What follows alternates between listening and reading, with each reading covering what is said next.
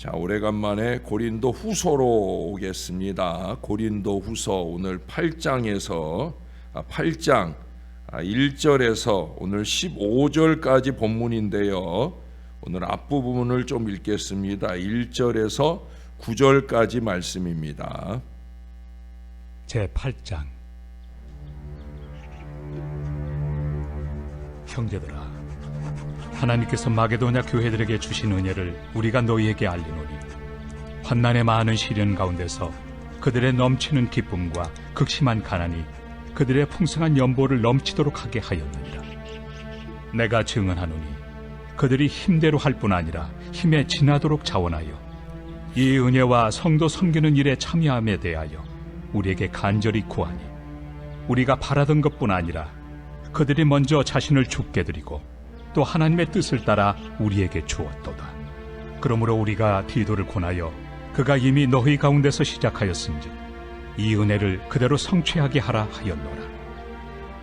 오직 너희는 믿음과 말과 지식과 모든 간절함과 우리를 사랑하는 이 모든 일에 풍성한 것 같이 이 은혜에도 풍성하게 할지니라. 내가 명령으로 하는 말이 아니요 오직 다른 이들의 간절함을 가지고 너희의 사랑의 진실함을 증명하고자 함이로라. 우리 주 예수 그리스도의 은혜를 너희가 알거니와 부요하신 이로서 너희를 위하여 가난하게 되심은 그의 가난함으로 말미암아 너희를 부요하게 하려 하심이라. 아멘. 김동신님의 기도하는 섬 소록도라고 하는 책이 있어요. 소록도는 잘 아시는 대로 나병 환우들이 모여 사는 곳입니다.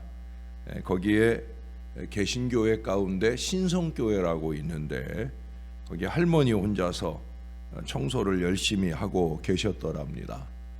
그래서 물었어요. 이 넓은 곳을 혼자 청소하십니까? 라고 물었더니 그 할머니 하시는 말씀이 오늘은 혼자네 라고 대답하더랍니다.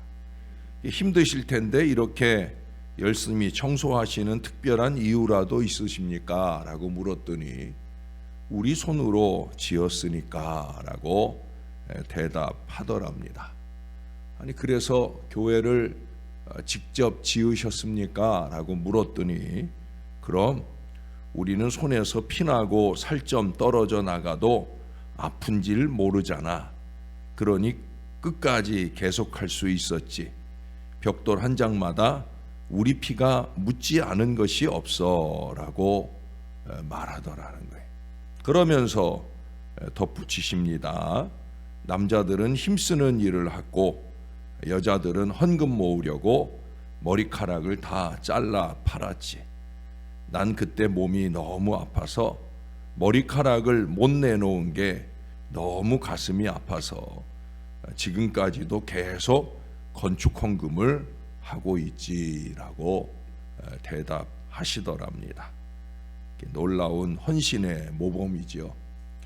옛날 교회들은 거의 그렇게 지어졌어요.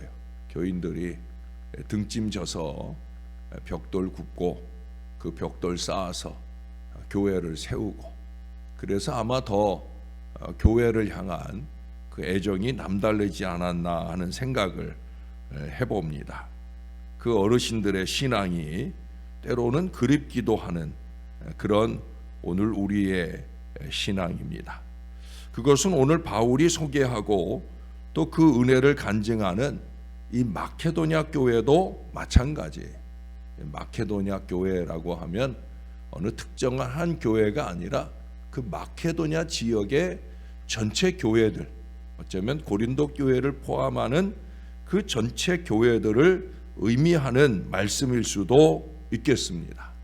여기 오늘 읽은 말씀 중에 1절, 2절만 봐도 이 마케도냐 교회가 얼마나 훌륭했는지, 아니 어떻게 훌륭했는지를 잘 알 수가 있어요. 형제들아, 하나님께서 마케도냐 교회들에게 주신 은혜를 우리가 너희에게 알리노니, 환난의 많은 시련 가운데서 그들의 넘치는 기쁨과 극심한 가난이 그들의 풍성한 연보를 넘치도록 하게 하였느니라. 할렐루야. 아주 대단한 기록을 적고 있는 거예요. 자, 첫째로 보면 마케도냐 교회는 환난 가운데서도 기쁨이 넘치는 교회였다 말씀하고 있어요. 사람들은 대개 환난을 싫어합니다. 아파하고 슬퍼합니다. 그런데 오늘 본문을 보면 마케도냐 교회 이 신자들이 환난 중에서도 기뻐했다라고 말하고 있어요. 그것도 한두 가지 환난이 아니라 뭐라고 그래요? 많은 환난이라는 거예요. 그 환난을 그저 인내하며 견디기만 해도 이게 대단한 일인데 오히려 그 환난 가운데서 기쁨이 넘쳤다라고 하는 거예요. 자, 그러면 남들이 싫어하는 그 환난을 마케도냐 교회 신도들은 도대체 무슨 이유로 기뻐했겠습니까? 환난이야말로 하나님이 우리 성도들에게 주시는 선물인 줄로 알았기 때문이에요. 여러분, 고난이나 크고 작은 어려움이 찾아올 때 자꾸 불평하고 원망하는 이 어리석은 습관을 좀 벗어 던져야 합니다. 예? 환난은 인내는 소망을 이루는 줄 우리가 알고 소망을 품을 수 있어야 된다는 거예요.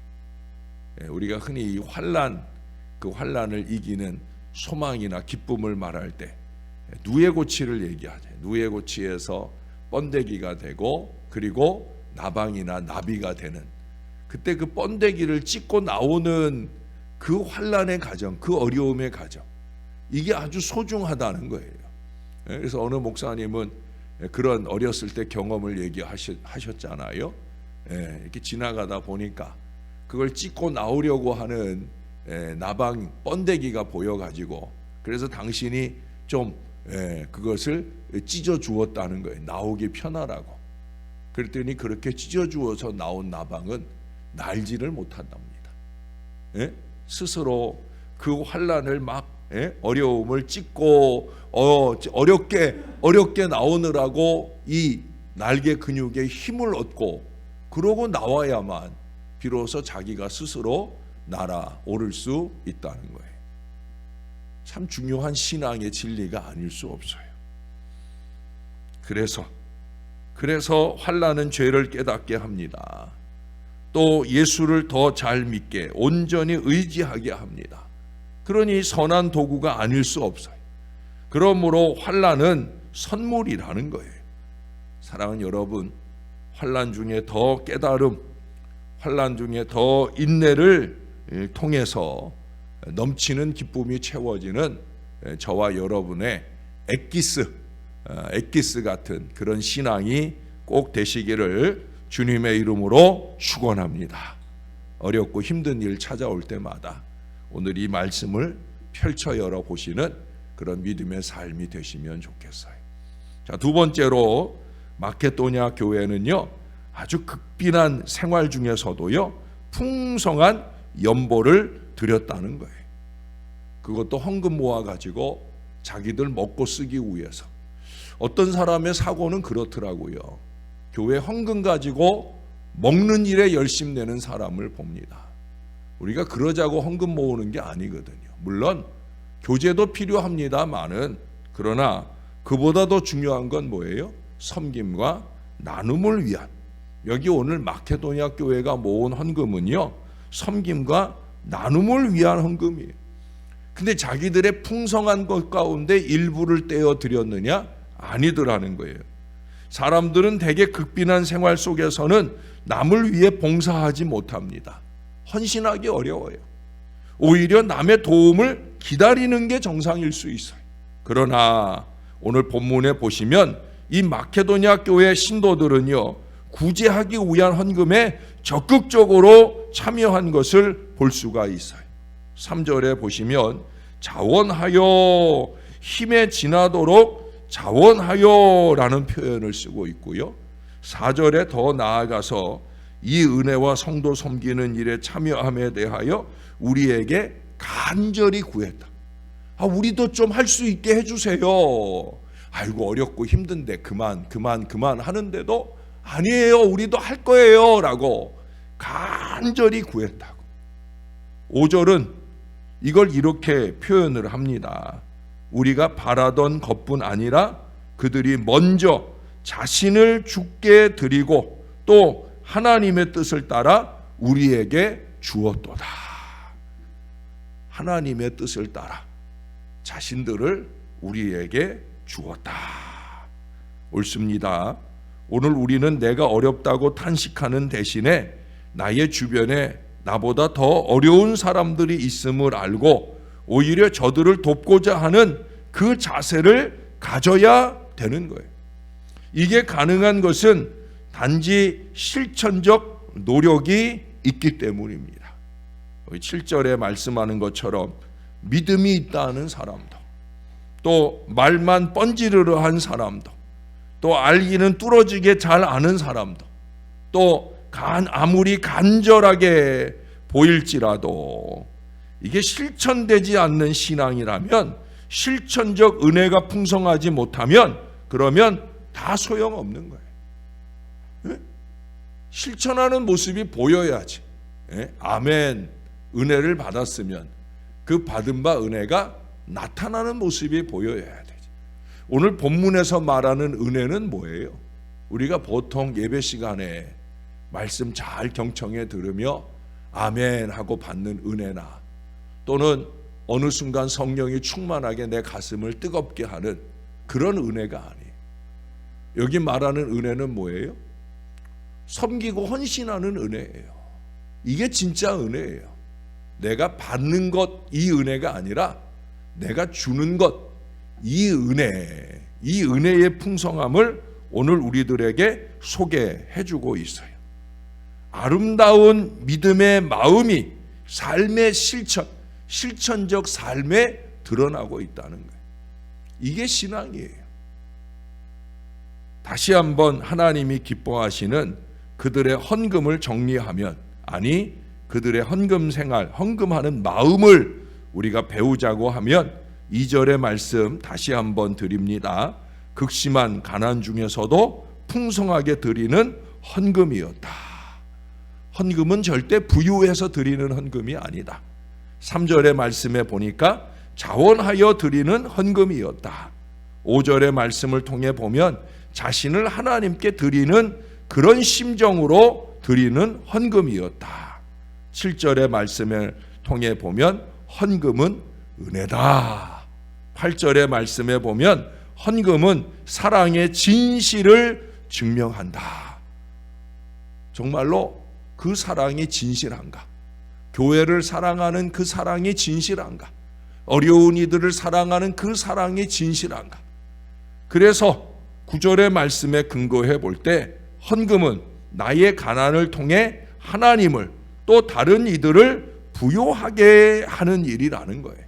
거기 예로 드는 게 뭐예요? 예수님이 그러셨다는 거예요. 예수님이 이 땅에서 온전히 추구하신 일, 그것이 뭐예요? 그의 가난함으로 말미암아 너희를 부요하게 하려 하심이라. 할렐루야. 이게 헌금 생활이에요. 이게 신앙 생활이에요. 내가 가난해지고 내 가난이 내가 섬기는 교회를 부요하게, 하나님을 부요하게, 세상의 어려운 이들을 부요하게 하는 예수님 따라가는 이 거룩한 작업이라는 거예요. 그래서 아름다운 거예요. 12절 말씀하잖아요. 할 마음만 있으면 있는 대로 받으실 터이요 없는 것은 받지 아니하시리라. 중요한 건 뭐예요? 할 마음이라는 거예요. 할 마음이 중요합니다. 그것을 과감하게 실천함이 중요합니다. 언제나 모든 헌신은 마음을 나누는 거예요. 그 마음이 느껴지면 감사할 수밖에 없는 거예요. 그 마음이 느껴지면 헌금을 얼마나 했느냐 이게 중요한 게 아니라 마음이 느껴져요. 여러분, 우리가 느낄 수 있는, 또는 목회자가 느낄 수 있는 그 마음을 하나님은 얼마나 더 잘 느끼시겠어요. 하나님이 잘 느끼시도록 저와 여러분이 마음을 드려야 되는 거예요. 헌금은 신앙입니다.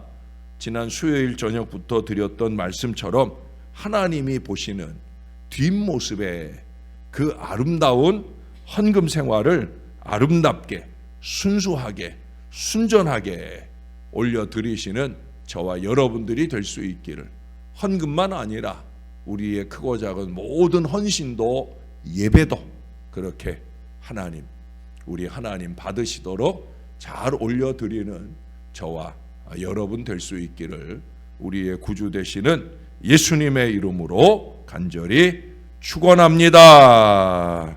기도하겠습니다. 좋으신 하나님 감사합니다. 우리 주님의 은혜로 우리는 여전히 새벽을 깨우고 주 앞에 헌신합니다. 우리가 드리는 헌신이 마음 다한 예배 헌신이 되게 하시고, 이 헌신을 기뻐하시는 하나님이 우리를 흐뭇해 하시는 그 주님의 얼굴, 그 주님의 낯빛을 기대하면서 언제나 예배 자리에 있는 저와 이 모든 자녀들 되게 하여 주시옵소서. 우리 하나님, 우리의 크고 작은 모든 헌신과 예물을 기뻐하시는 하나님이신 줄로 믿습니다. 마음을 좀 드릴 줄 알도록, 마음을 다한 이 믿음의 헌신으로 우리가 주 앞에 올려드리는 모든 것들이 참으로 은혜가 되는 신앙생활을 하게 도와 주시옵소서. 우리는 그동안 은혜하면 내가 받는 것만 생각을 했는데, 이제는 주는 은혜, 이제는 드리는 은혜 가운데 풍성이 거하는 믿음의 사람들 되게 하여 주시옵소서. 제가 소개한 어떤 사람의 헌금처럼 교회에 보이지 않는 곳에 쓰여지기를 원하는 그 간절하고 순수하고 순전한 믿음 생활이 우리에게도 넘칠 수 있도록 은혜 베풀어 주시옵소서. 우리 하나님, 다시 또 신약 성경의 말씀들을 상고해 가는 새벽 여정이 시작되었습니다. 요한계시록을 마무리할 때까지 남은 은혜를 날마다 우리 위에 채워 주시옵소서. 오늘도 주님께 감사합니다. 이 주의 자녀들 영육간에 건강하게 지켜주시고 환절기, 감기 들지 않도록 이미 우리의 육신에 찾아든 감기도 깨끗하게 나음받아서 더 영육간에 강건하게 사시는 우리 성도님들 될 수 있도록 주님이 잘 돌봐 주시옵소서. 감사합니다. 예수님 이름으로 기도합니다. 아멘.